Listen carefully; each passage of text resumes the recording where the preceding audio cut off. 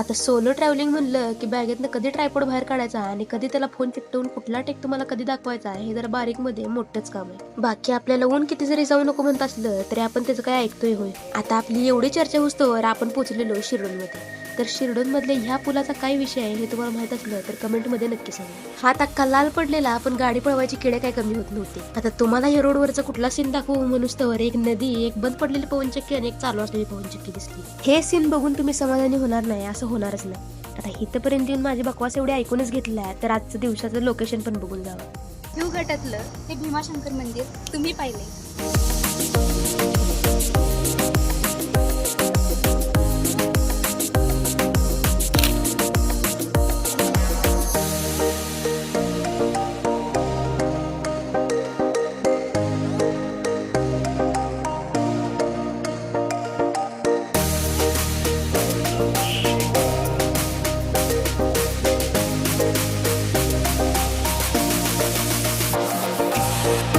तर भिवघाट मधलं हे भीमाशंकर देवस्थान निसर्गरम्य असून शांततेसाठी देखील प्रसिद्ध. हे मंदिर पुराणिक काळातलं असून हेमाडपंथी पद्धतीचं हेचं बांधकाम आहे. हेमाडपंथी म्हणजे चुना किंवा एक्सटर्नल गोष्टीचा यूज न करता फक्त दगडांच्या सहाय्याने केलं गेलेलं बांधकाम. 20 वर्ष झालं इथंच आहे मी गेल्यानं.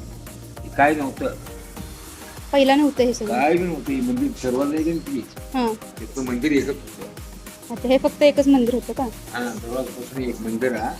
तिथून हे जबरच होतं खाली.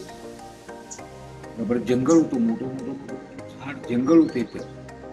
ते जंगलात 7 वर्ष राहिलेलं आहे मी येऊन 7 वर्षानंतर ही सगळी तयार झाली. परत मंदिरातल्या महाराजांनी दिलेली माहिती ऐकली आणि वरती शूट घ्यायला आलो. हे पाहिजे तसं टेक घेण्याच्या नादात कुठं पण चढायला लागते आणि कुठनं पण उतरायला लागते.